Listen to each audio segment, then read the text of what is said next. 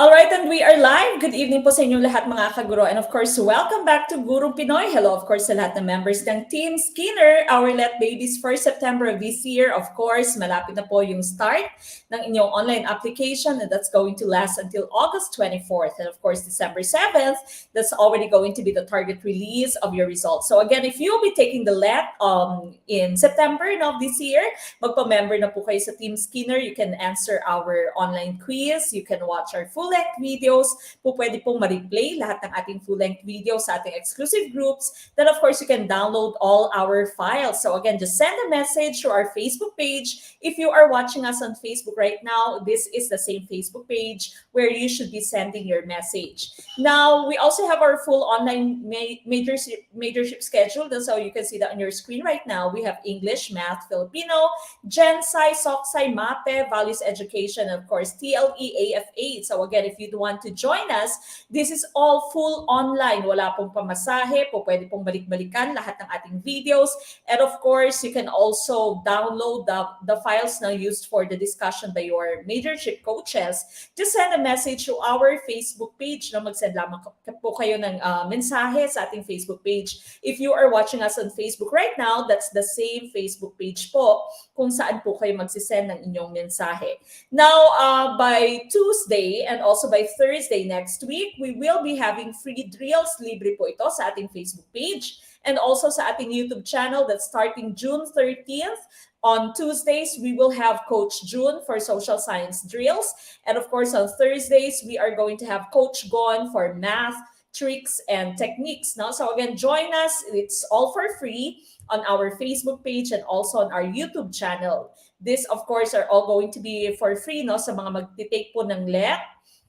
At sa mga magtitake po ng CSE, libre po ito. Just follow our Facebook page and of course, subscribe to our YouTube channel so that you can keep updated with all the videos that we are going to be posting. Now, of course, September 2023, top 3 would be receiving 100,000 pesos from Gurong Pinoy. Top 2 would receive 200,000 pesos. Then, of course, top 1 would receive 300,000 pesos. Again, that's from Gurong Pinoy. So if you'd want to get these monetary prizes, send a message to our Facebook page at pa-member po kayo sa Team Skinner. Of course, it's very easy. Mag-send lamang po ng message. If you're watching us on YouTube, of course, consider subscribing. We have so many videos there that can help you pass and of course, stop the LET. And punta po kayo sa ating Facebook page later to send a message kung paano po kayo makapag-pa-member. And of course, congratulate lang din po natin pala na yung mga passers ng ating Civil Service Examination or Career Service Examination. Kakalabas lamang po ng kanilang resulta. No? Congratulations to all our passers. Ito, batiin ko. Meron ako nakitang isa dito. Si Sir Justin Laharca. Thank you so much po, Gurong Pinoy. Nakapasa po ako sa both LET and Civil Service. Sobrang thankful po ako sa page na ito. Malaki talagang tulong ito. Salamat po ulit. No? So, hindi lamang siya kaguro dahil nakapasa siya sa kanyang licensure exam for teachers. Nag-review pa siya ulit no, sa under Gurong Pinoy, also under our Civil Service Examination Review. And of course, naipasa din niya yung kanyang Career Service Examination or Civil Service Examination. So again, congratulations sa lahat ng ating mga CSE passers. No? Ito din, no? Si Sir Jose Dagan Banawa. Thank you so much, Gurong Pinoy, sa tulong po ninyo, especially to Coach Mek. Damo, gid nga salamat na. Magtiwala lang po kayo mga kaguro. Kayo na naman ang susunod na LPT. Congratulations! And of course, thank you for those wonderful feedback, no? Sir Jose Dagan Banawa. So again, congratulations sa ating mga LET passers, civil service passers, and if you'll be taking the CSE or it might be the LET, no, magpa-member na po kayo sa Team Gurong Pinoy. All right? Now, tonight's discussion is all centered on professional education, those 30 items that our members have answered since yesterday. Now, our focus tonight is child and adolescent development under, of course, your professional education. Okay, so again, please do like, love, share our video, start a watch party, tag your friends. Of course, very important that you are sharing our video so that we can reach out to more people. You can also show your support by sending us stars on Facebook, super chat, super stickers naman po sa ating YouTube channel. Samahan niyo po ako sa ating opening prayer, mga kaguro.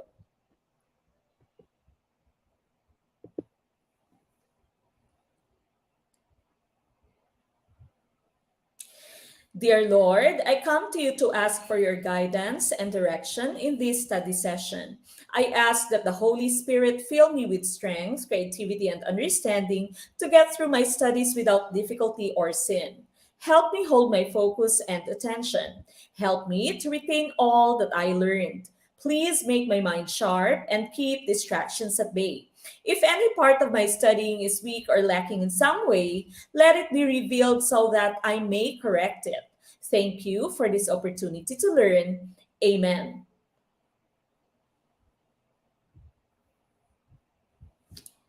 All right, now once again, this is Prof. Ed. Kindly like, love, share our video, start a watch party, tag your friends. Of course, be interactive, get involved in our discussion by putting in the item number, and of course, the letter of your choice. Let us all start with question number one.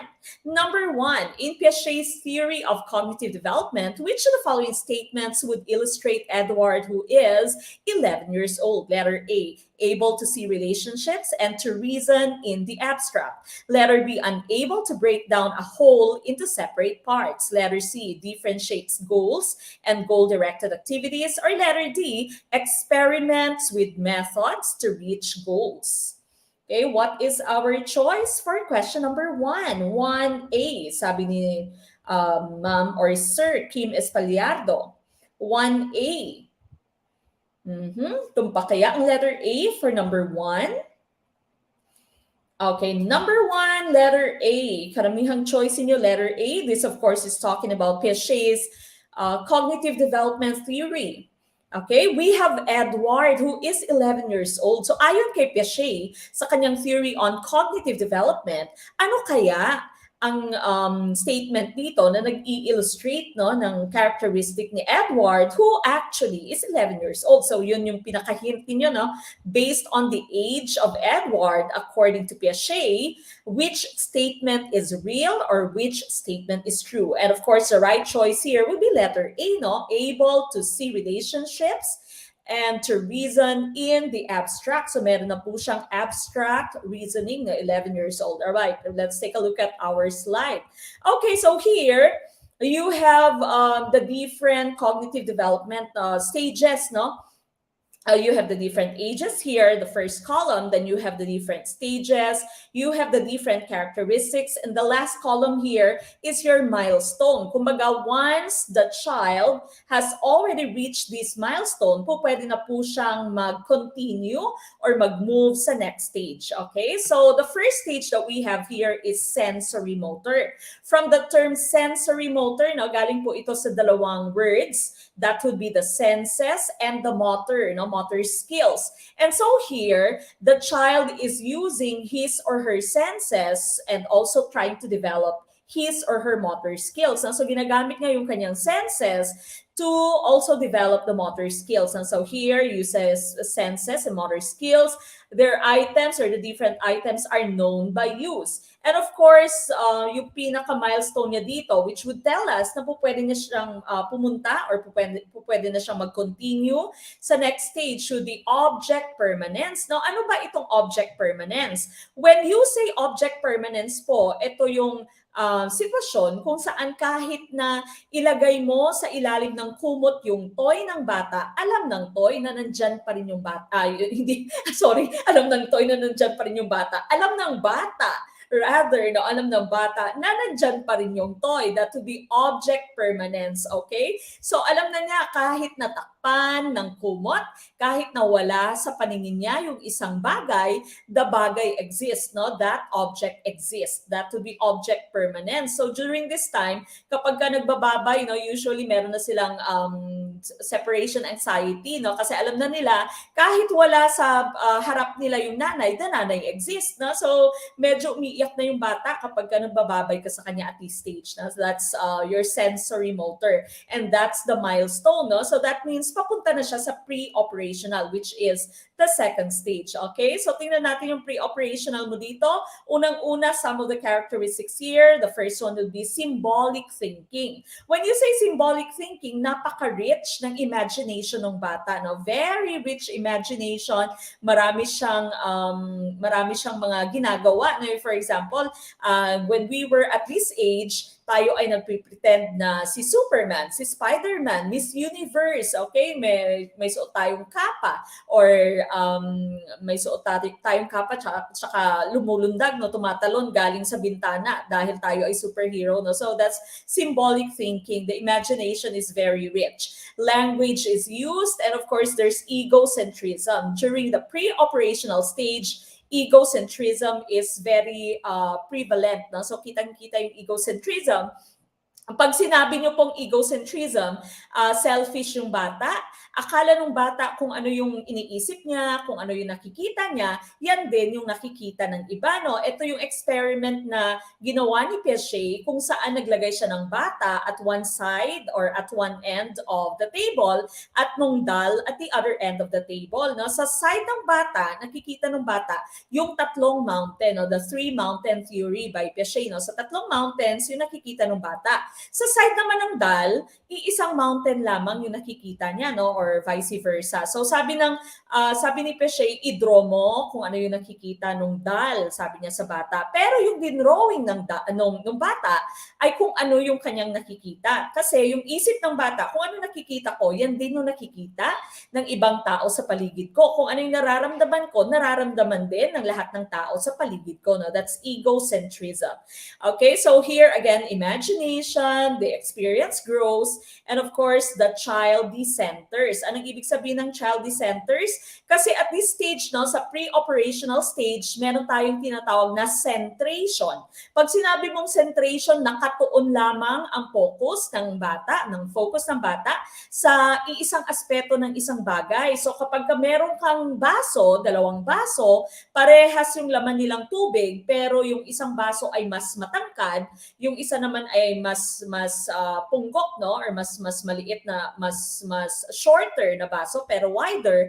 At pag tinanong mo yung bata, saan yung mas maraming tubig, yung sasabihin ng bata, nasa matangkad na baso, no, sa thinner, narrower glass, kasi yung focus lamang niya ay nasa height ng baso, hindi sa width, no, or sa diameter ng baso. Okay, so that's centration.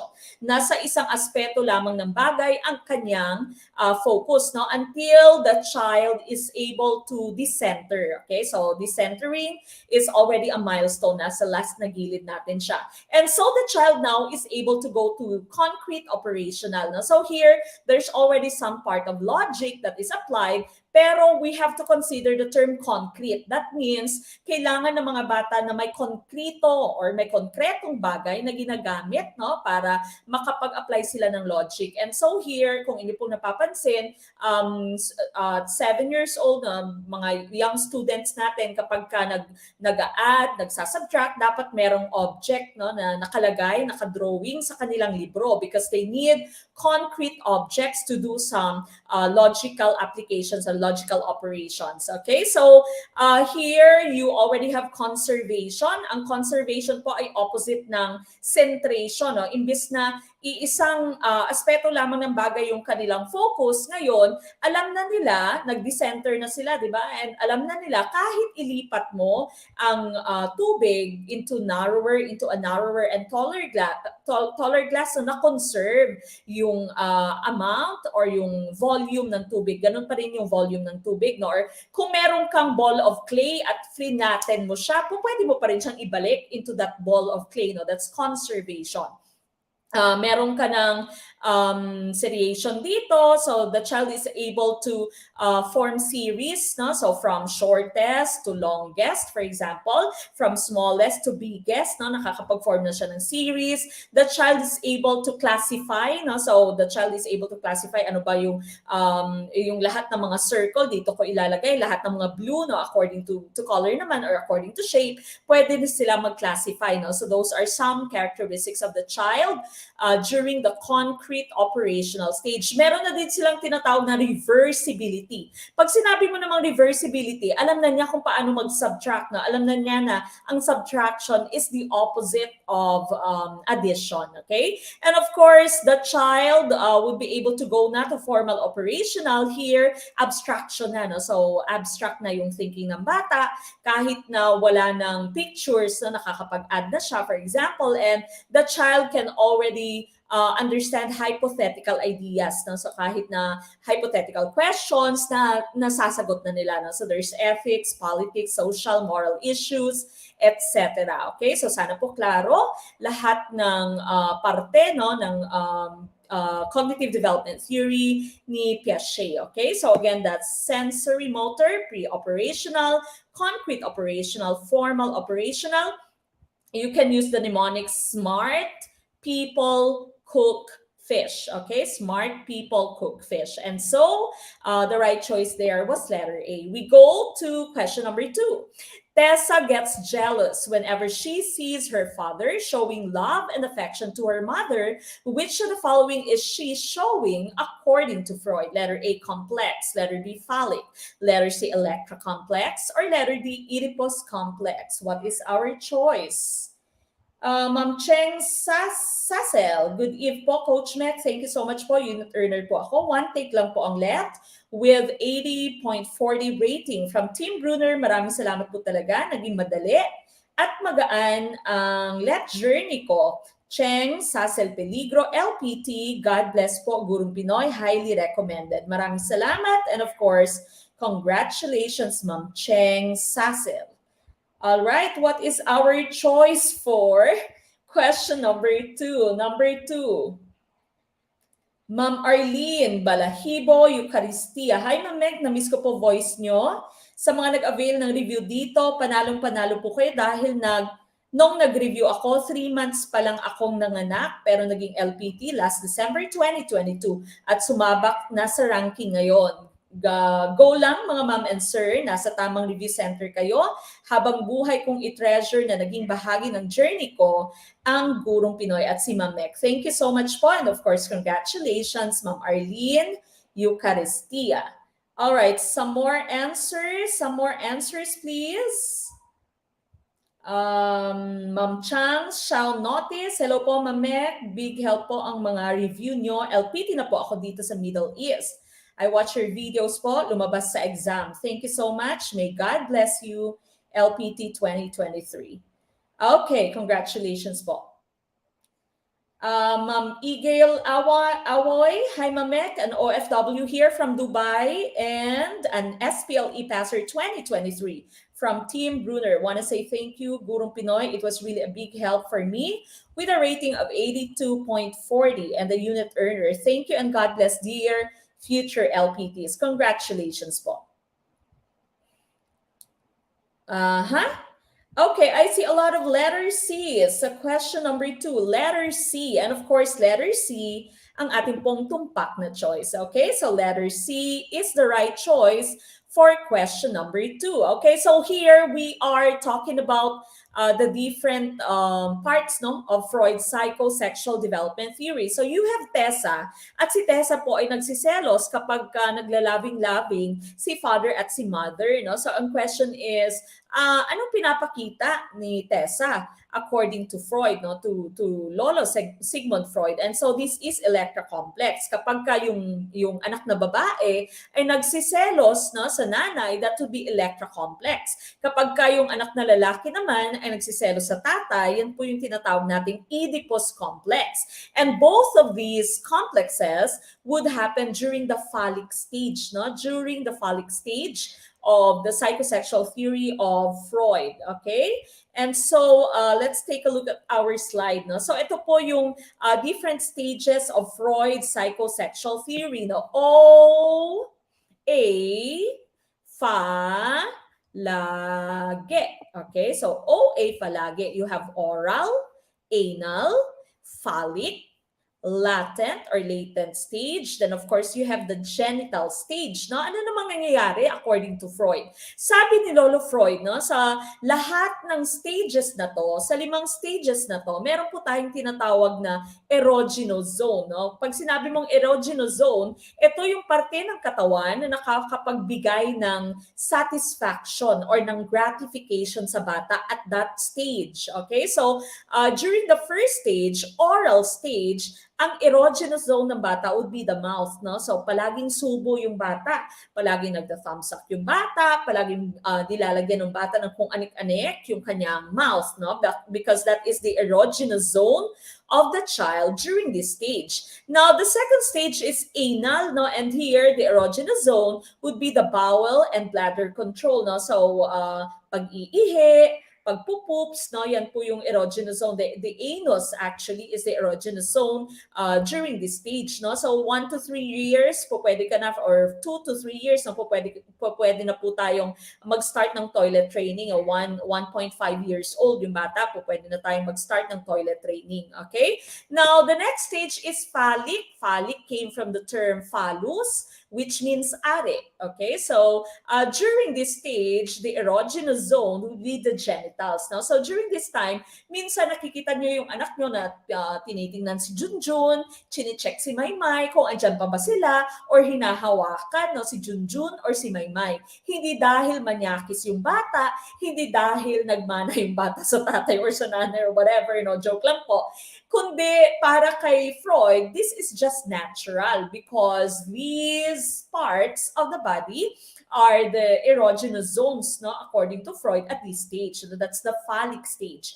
They are very curious about their body and so they try to touch their genitals. Okay, so etong stage po, yung stage kung saan natin makikita yung electra and yung Oedipus complex na yung ating pinag-usapan kanina. Now, yung latent stage, this is the inactive, no? So, from 6 years old to puberty, the libido, or in English and American pronunciation, this is pronounced as libido. Okay, so the libido is inactive. That means wala pong sexual urges masyado yung bata. Wala siyang erogenous zone. Bakit? Because the child is very busy with schoolwork. No? So this is grade school, or maybe until junior, no? Pa-junior high na yung bata. Wala masyadong erogenous zone, wala siyang sexual urges because the child is very busy with his schoolwork. Okay, so ito yung pinaka-boring na part according to Lolo Freud.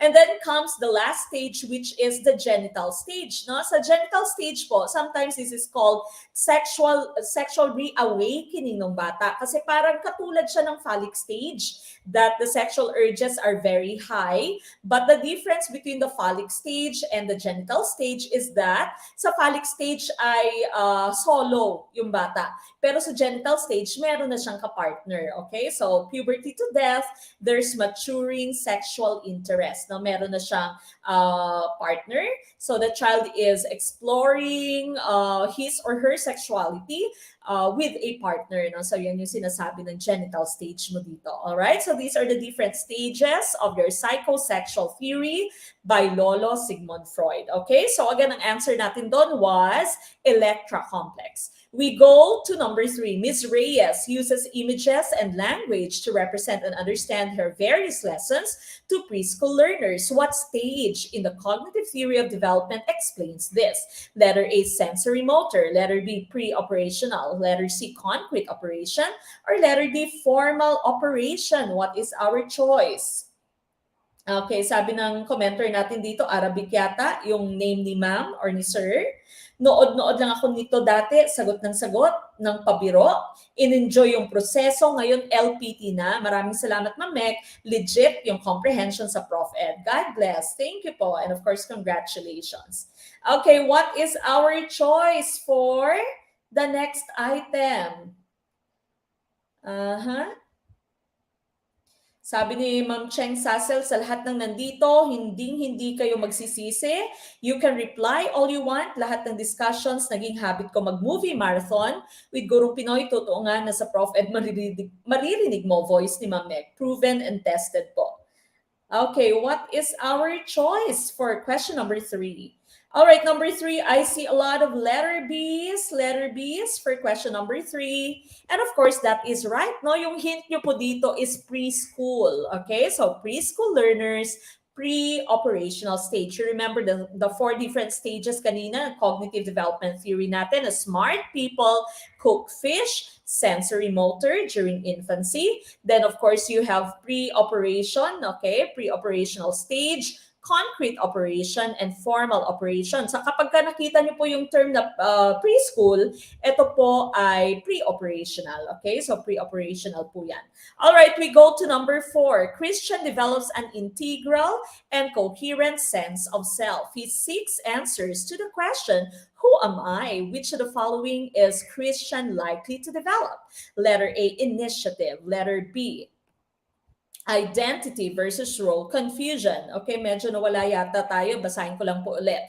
Christian develops an integral and coherent sense of self. He seeks answers to the question, who am I? Which of the following is Christian likely to develop? Letter A, initiative. Letter B, identity and role confusion.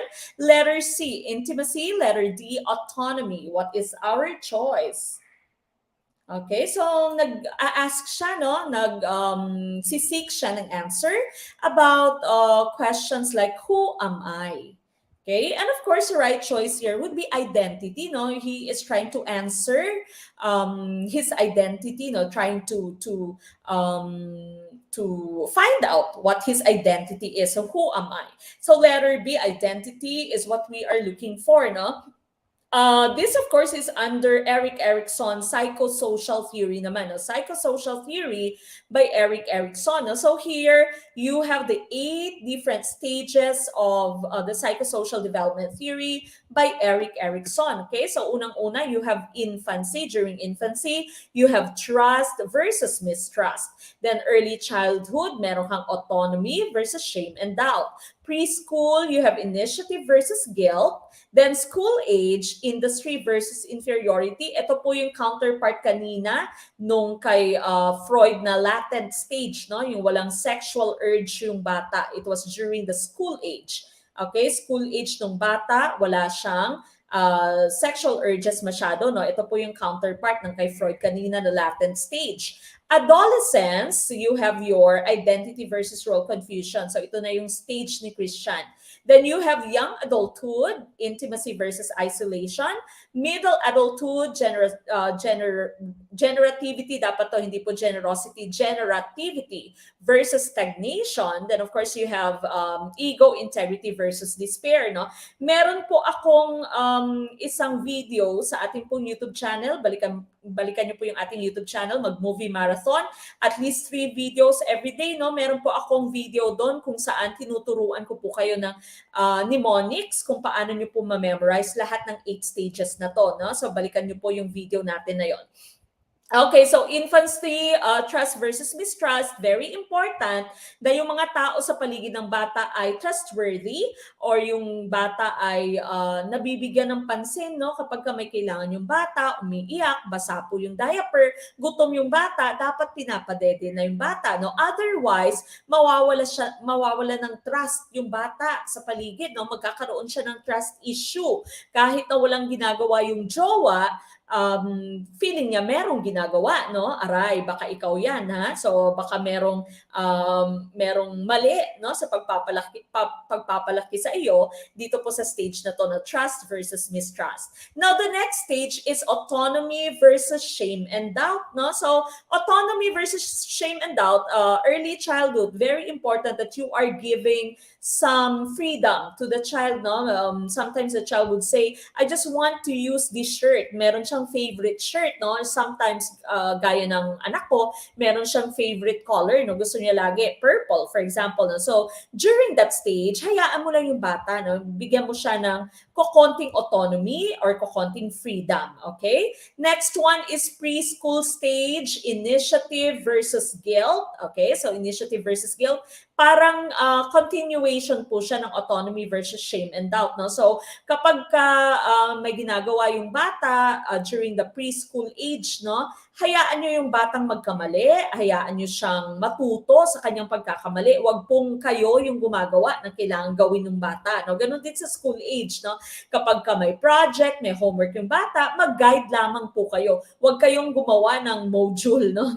Nung nag-pandemic, siguro yung mga nanay nag-module din, no? So, okay lang naturuan yung bata, wag lang tayo yung gumawa ng lahat, no? Because if that happens, then the child will not develop industry, the child would develop inferiority. Hindi niya alam kung ano yung gagawin dahil hindi siya nagkaroon ng chance to learn, no? Hindi siya nagkaroon ng chance to try. Kahit mali, okay lang, no? At least the child has tried, and so the child learns from the mistake, okay? Then comes identity versus role confusion. So dapat alam na ng bata yung kanyang identity, especially in terms of his or her gender, no? Am I masculine? Am I feminine? No? Am I bi? Am I straight? Am I homosexual? Am I heterosexual? No? So that's identity versus role confusion. Then of course you have intimacy versus isolation, no? Magkakaroon ba siya ng boyfriend, girlfriend, or magiging man hater ba siya or woman hater, no? So that's intimacy versus isolation. Until you have generativity versus stagnation, dito yung tao, no, this child, hindi na siya child, no, middle adult na siya, nasa work na, okay? So it's either meron na siya mga promotion, generativity, or na-stagnant na siya, no? Walang improvement sa kanyang buhay, that's stagnation. Then of course you have ego integrity versus despair. Ang ego integrity, kapag ka naging maganda ang takbo ng different stages na to, according to Erik Erikson, then our elder would have integrity, no? Ito yung mga matatanda natin na very wise, no? May wisdom sila at marami silang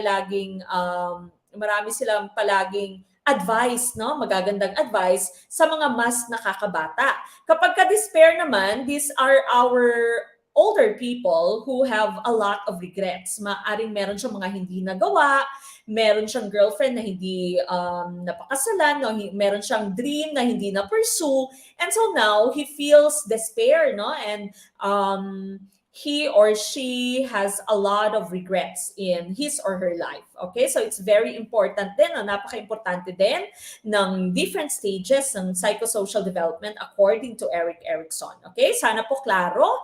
And po pwede naman pong balikan kapag ka hindi pa klaro. And again, balikan po lahat ng videos natin. Especially kapag ka medyo mahina po kayo sa Prof Ed, meron po tayong playlist na Prof Ed alone.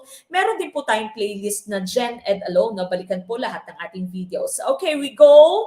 But before that, no, so sa kanya-kanyang psychosocial stages, no, meron ding virtue na de-develop. So for trust versus mistrust, the child develops hope. For autonomy versus shame and doubt, the child develops will. Then you have initiative versus guilt, the child develops purpose. Next, industry versus inferiority, the child here would develop competency. Okay, identity versus confusion, the child develops fidelity. When you say fidelity, loyal, no? Loyalty ng bata. Intimacy versus isolation, the child or the person develops love. Generativity versus stagnation, the person develops care. And finally, integrity versus despair, the person would develop wisdom, no? Gaya ng aking kaninang binabanggit, these are our older people who are very wise, na marami silang wisdom na naipapayo and of course nasi-share sa ating lahat. Okay, we go to the next item. Number 5, Mr. Francisco was very much worried about the thumb sucking of his son. A friend of his says that certain behavior among infants is normal. Who presented the notion that certain behavior like thumb sucking is a normal behavior? Letter A, Sigmund Freud. Letter B, Erik Erikson. Letter C, John Bowlby. Or letter D, Yuri Bronfenbrenner. Who is our choice? Number 5. Sabi ni Ma'am Krisha Bico. Good evening, Coach Meg. Nakakamiss naman po yung boses nyo. I am a proud Team Brunner. At ngayon, LPT na with line of 8 na rating. Maraming salamat po, Gurong Pinoy. All the best. September let takers. Congratulations, Ma'am Krisha Bico. Okay, letter A for number 5. Okay, letter A kaya ang tumpak na choice for question number 5. Again, paki-like po, paki-love ng ating video. And of course, very important that you are sharing our video. Share our video and Of course, start a watch party, itag po yung inyong mga friends. Okay, of course, we've talked about this a while ago. Lolo Sigmund Freud is the right choice. No? Napag-usapan na rin natin si Eric Erikson. No? So, kakatapos lamang in the previous item. Now, what about John Bowlby and Yuri Bronfenbrenner? No? Paano naman po yung choices C at D natin. Okay, so si John Bowlby was the one who gave us the attachment theory. No? So British psychologist John Bowlby proposed the attachment theory, a theory that explains how and why a newborn becomes so emotionally connected with its mother. Okay, so here sabi ni, wag ko nang basahin yung quote, no? But according to Bowlby, there are 4 stages of attachment. Okay? So, unang-una pong stage is pre-attachment. Newborn to 6 weeks. Pagka sinabi mong pre-attachment, wala pa, no? Hindi pa pinapakita yung attachment. No? Kumbaga, hindi pa prevalent, hindi pa noticeable ang pagiging attached ng isang bata sa kanyang caregiver. No? Now, second, attachment in making. This is from 6 weeks to 6 to 8 months. Now, when you say attachment in making naman, meron na siyang mga signs of attachment, pero hindi mo pa masyadong nakikita kung kanino siya mas attached.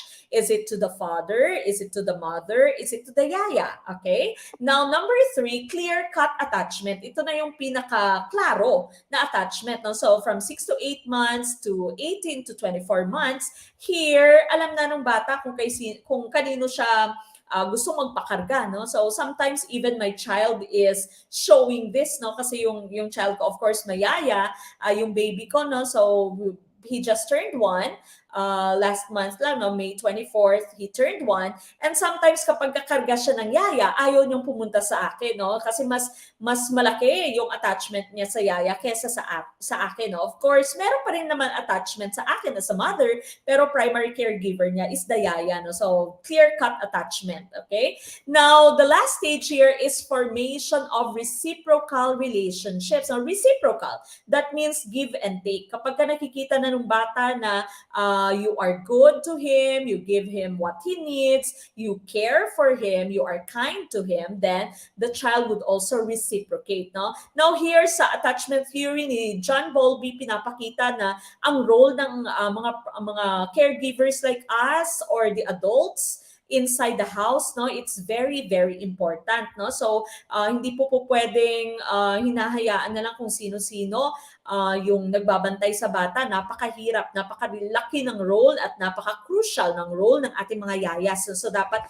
siguraduhin kung sino po yung nagbabantay sa ating mga anak na i-treasure. Kung meron kayong yaya, kung meron kayong taga-alaga ng bata na pagkakatiwalaan, you have to love them and you have to care for them. And you have to treasure them kasi lalong lalo na po sa panahon ngayon, no, napakahirap po maghanap ng napagkakatiwalaang yaya, no. Siguro iba sa inyo may might be positive na experience or also negative experience. And let's continue. Ano nga ba yung mga naidudulot na influence ng attachment ng bata, no, sa mga caregivers nila as they grow? Okay? So here are the different attachment styles, no? So, titingnan natin ngayon kung alin ka ba dito. Do you have secure attachment style, ambivalent attachment style, avoidant ka ba, or disorganized ka ba, no? And these are all effects of how you were taken care of when you were still a child. Kung paano ka inalagaan before, sabi ni Bowlby, ay may epekto kung paano ka mag-form ng relationships at present, no? Bakit kaya hindi ako makapag-form ng healthy relationships? Bakit kaya gusto ko lagi ako ang sinasaktan, no? Gusto ko lagi martir ako, no? It might be answered by the way you were reared, no? The way you were raised as a child. Okay? So una-una dito, secure, no? If you had a healthy relationship with your primary caregiver, inalagaan ka mabuti when you were a young child, you would also show appropriate distress when left alone, no? Hindi ka nagtatantrum, hindi ka nagwa child kahit na mag-isa ka lamang. Okay? So, may tiwala ka sa iyong jowa kahit na LDR kayo. No? Yan yung sabi ng ating secure attachment style. Able to seek support in relationships. Kapag kailangan mo ng tulong, nanghihingi ka ng tulong. You can regulate emotions and manage conflict in close relationships. No? So, hindi ka nagsaskandalo kapag meron kayong conflict, or you tend to solve any problems within the relationship. No? So that's a healthy relationship, and that means you have a secure attachment style na alagaan ka na maayos when you were a kid. Okay? So here, ambivalent naman. This is when you had limited parental availability. Palaging or very limited lamang no yung availability ng parent or tagabantay sa iyo nang ikaw ay maliit pa, no? So, what happens is that you feel distressed when you are left. So, ito yung mga bata na iyak ng iyak kapag iiwanan na ng nanay sa kanilang classroom. Okay? So, iyak na iyak, no? Craves close relationships but struggles to trust. So, ito to, no? So, gusto mong meron kang jowa, gusto mong meron kang best friend, pero meron kang mga trust issues, okay? Need for reassurance from partners. Gusto mo lagi kang sinasabihan na I love you. Gusto mo lagi kang sinasabihan na maganda ka, ikaw lang yung mahal ko, sexy ka, pogi ka, no, you're the best, okay? So you always crave for reassurance. Feelings of anxiety and jealousy are common, okay? So palagi kang nagsiselos at palagi kang anxious, okay? Meron kang anxiety. All right? So that's ambivalent. That means when you were growing up, palagi kang iniiwan ng inyong parent, okay? Now, next, no, palala na ng palala. Ito yung avoidant. No? Avoidant naman, as a child, the child was abused or neglected. Okay? So pinabayaan, hinayaan sa bahay, or inabuso. Okay? So here, there's no preference for parental presence. Ayaw na niya na meron siyang parents sa paligid, no? The child is very independent. There's a pattern of withdrawal, okay? So hindi siya maka-face ng problema, gusto na lang niya iwasan ang problema, no? There's a tendency to minimize the feelings of others, okay? Ayaw niyang nag-share ng kanyang emotions. Preference for casual relationships. No? So hook up na lamang, one night stand na lamang, walang label. Yan yung gusto niya, no? Wala silang label. That's avoidant attachment style, okay? So this child has either been abused or neglected, no, by the caregiver. Now the last one here is disorganized, inconsistent parenting, no? Maaring andyan minsan wala, okay? So walang pattern, kaya siya tinawag na disorganized. Walang pattern yung parenting.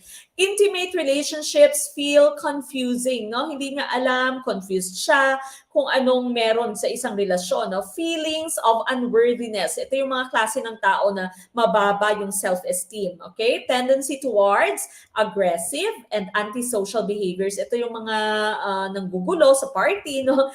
Medyo antisocial yung behavior, all right? So, sana na-gets natin, sana nakarelate kayo kung saan kaya ako dito, at sana na-realize nyo kung bakit kaya ganito ako ngayon, no? I hope nasa secure tayo, no? Hindi tayo dun sa kung pwede pang ambivalent, wag lang dito, no? Wag lang dito sa avoidant at disorganized. Okay, we go to the next theory. Choice din natin was Yuri Bronfenbrenner's ecological system theory. Meron din po akong separate video, no, where I was discussing ecological systems theory in depth. No? That's also found in our YouTube channel. So here, sabi ni Yuri Bronfenbrenner naman, there are so many systems, no, that are influencing the child. So unang-una, meron kang microsystem. Microsystem, ito yung immediate environment ng bata. The family, health services, ang church group, no, religion ng bata, ang school ng bata, peers ng bata, and of course the neighborhood, no? So that's the microsystem. Mesosystem is the interaction between these different parts of the microsystem. Now, how the different parts of the microsystem would interact, you'd call that the mesosystem.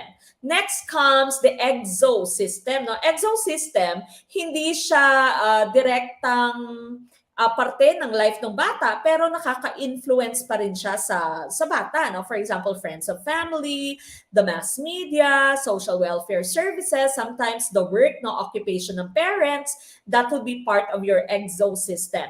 And macro system, mas malaki na to. No? So kultura, attitudes, ideologies, would all be part of the macro system. And the last one would be chronosystem. Ang chronosystem naman po is pertaining to time. Okay, so time, social historical conditions, and time since life events. So again, meron po tayong separate na video on this. So sana panoorin niyo yung video para mas malinaw na yung Yuri Bronfenbrenner's ecological system theory. Okay, so sana malinaw po yung ating diniscuss. We go to item number 6. A newborn infant moves his whole body at one time instead of moving a part of it. Which of the following principles is illustrated by his behavior? Letter A, development proceeds from specific to general. Letter B, development proceeds from general to specific. Letter C, development follows an orderly pattern. Or letter D, development follows a general pattern. What is our choice? Okay, Ma'am Miriam NC. Hello po, good evening. Okay, sabi ni Ma'am Miriam, good evening ma'am, maraming salamat po sa lahat. Ang laki ng tulong ng online review center niyo sa akin.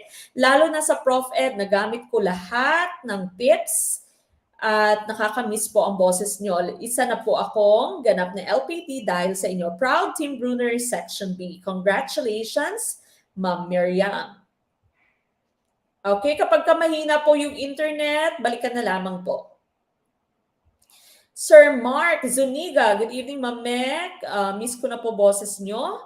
Bihira po ako nakakasabay sa live review nyo noon. And also, I never passed any of your drills and exams before, but I understood very well kung paano nyo i-present ang mga concepts. And now, proud LPT na po. Congratulations. Okay. Proud Team Brunner here. Thank you, Gurong Pinoy. Laking tulong po talaga ang Gurong Pinoy sa mga katulad kong self-review. LPT na po ako, Ma'am Melissa Pagador. Congratulations po. Sir Joshua Patawe. Nakakamiss si Gurong Pinoy. Thank you for imparting your prior knowledge, ma'am. I passed the LET exam last March 2023. That was my first and last take po. More lessons to be discussed. God bless po. Congratulations, sir. Sanay na po akong iwan, coach. Sabi ni Ma'am Melody Caso. Alright? Okay, what is our choice? Number 6, I see a lot of letter B. So sabi dito, no, ang infant daw, the newborn, moves his whole body at one time instead of moving a part of it.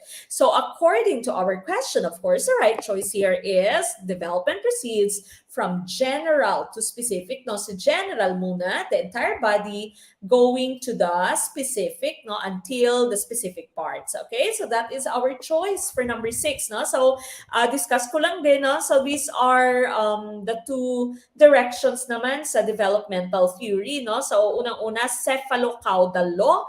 Ang ibig sabihin po ng cephalo is head and caudal is tail, no? So cephalocaudal. So sabi dito, progressive development starts in our head and ends in our feet. Okay, so nauuna daw ma-develop yung ulo, no? So mula sa ulo papuntang paa yung development. That would be cephalo, that's the head, caudal, that's the tail or the feet. Next one, proximo-distal law. Ang proximo means near. And distal means distant, no, or far. Okay, so sabi dito, progressive development skills, abilities are from the center of the body going outwards. Okay, going outwards from the center, proximo, going distal, no, going outwards. Okay, so yan po yung proximo distal law. We go to the next item, number 7. What is a common symptom of autism spectrum disorder? Letter A, difficulty communicating. Letter B, increased sensitivity to sound. Letter C, difficulty forming relationships. Or letter D, all of the above. Thank you. LPT na po ako now. Tingin po. Hanggang ngayon, nanonood pa rin po ako ng mga videos nyo. Mabuhay po kayo. That's coming from Ma'am Maggie Binoza Magalona. Congratulations po and good evening. All right, so again, for you to enjoy the full video and to download our materials, join Team Skinner, send a message through our Facebook page. And of course, if you'll be taking the CSE naman, po pwede din po mag-send a message, no? Meron po tayong civil service naman na review. Okay, I see letter D is for number 7. Common symptom of autism spectrum disorder: difficulty communicating, increased sensitivity to sound.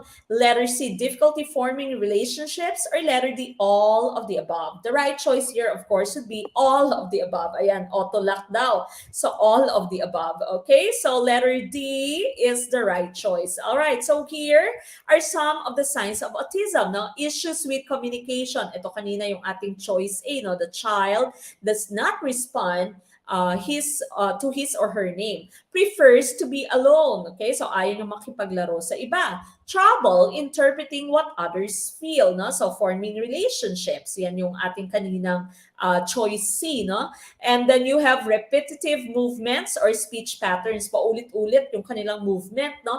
Avoiding eye contact. Then of course, ito kanina yung ating choice B, sensitive to loud noises, no? So kaya kapag nagka-clap tayo, kapag meron tayong students with special needs, hindi tayo nagka-clap because sensitive sila to sounds, no? So what we would do is, paano nga? Ganito yata, no? Ganito yung clapping for those people with autism. Okay? Then eccentric way of moving, no? So medyo weird yung kanilang paggalaw. All right? So these are the different signs of the autism spectrum, no? So ibig sabihin po ng spectrum, such as our light, no? Light spectrum, iba-iba yung uri ng autism. There is not two autism, no?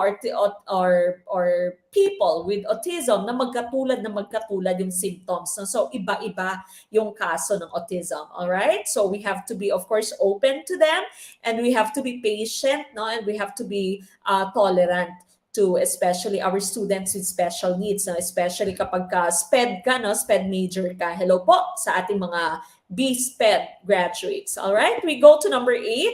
Choose an example question that can be asked to the adolescent patients when you are assessing component D in heads assessment on them. Letter A, have you ever tried smoking, alcohol, or drugs with your friends? Letter B, what do you do for fun? Sports, reading, video game? Letter C, have you ever picked on or bullied? Or letter D, do you have your own room? Okay, what's your choice? For number 8. Sir Denmark Donato says, thank you, Coach. Hindi ako nagkamali na nagpa-member sa Team Brunner and now LPT passer na ako. My first and last day. Congratulations po.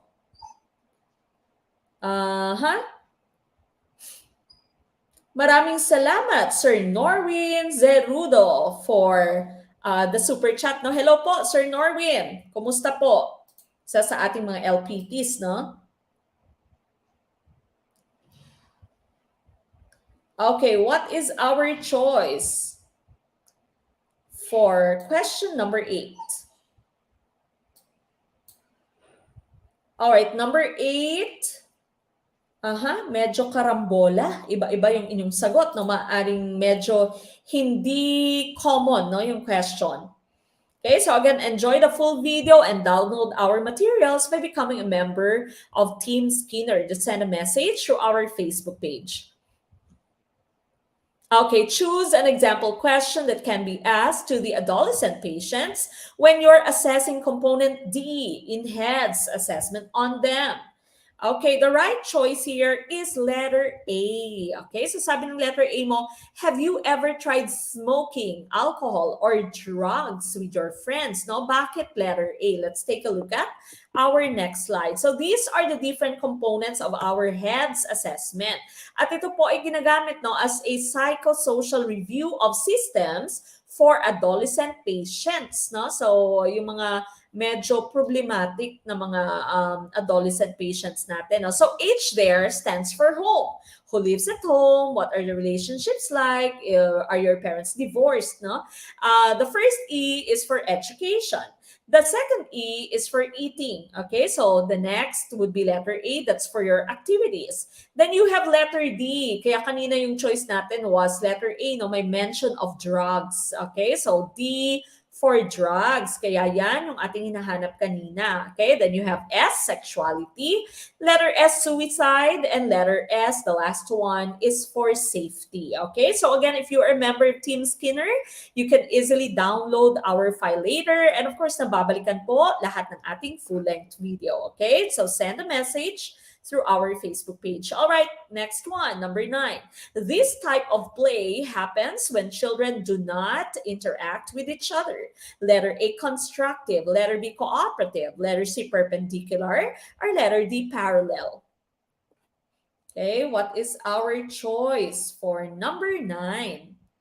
Okay, number 9, ano po yung ating choice? Type of play.